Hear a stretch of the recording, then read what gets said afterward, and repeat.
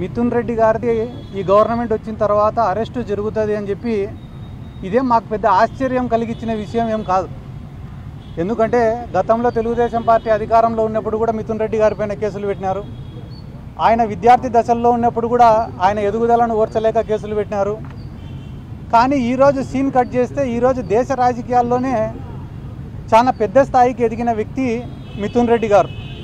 అంటే పొలిటికల్గా కావచ్చు, వ్యాపార రీత్యా కావచ్చు, ఆయనకున్న పలుకుబడి రీత్యా కావచ్చు, ఆయనకున్నటువంటి కాంటాక్ట్స్ రీత్యా కావచ్చు, ఇండివిజువల్గానే చాలా టాల్ పొలిటీషియన్.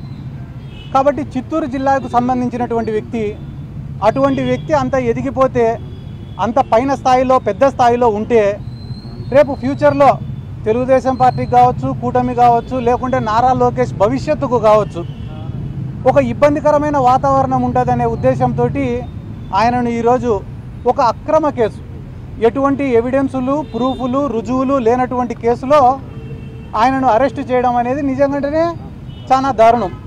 ఒకవేళ మిథున్ రెడ్డి గారు గాన వాళ్ళు ఆరోపిస్తున్నటువంటి ఉద్దేశంలో మంచి వ్యక్తి కాకపోతే ఇంత తెలుగుదేశం పార్టీ గాలిలో, ఇంత కూటమి గాలిలో ఆయన గెలిచింది ఎవరిపైన? మాజీ ముఖ్యమంత్రి, ఉమ్మడి రాష్ట్రానికి మాజీ ముఖ్యమంత్రి అయినటువంటి కిరణ్ కుమార్ రెడ్డి గారిపైన మిథున్ రెడ్డి గారు గెలిచినారు. అంటే ఆ రాజంపేట పార్లమెంట్ పరిధిలో కానీ ఆయనకి ఎంత మంచి పేరుంది, ఆ కుటుంబానికి ఎంత మంచి పేరుంది అనేది ఈ రాష్ట్ర ప్రజలందరూ కూడా ఒక్కసారి ఆలోచించమని చెప్పి నేను రిక్వెస్ట్ చేస్తున్నా. ఎందుకంటే కేవలం మెంటల్గా ఆయనని ఇబ్బంది పెట్టాలా, డిమారలైజ్ చేయాలా, ఆయనలో ఉండే కాన్ఫిడెన్స్ని దెబ్బ కొట్టాలా అనే ఉద్దేశంతో అక్రమంగా కేసులు పెట్టినారు.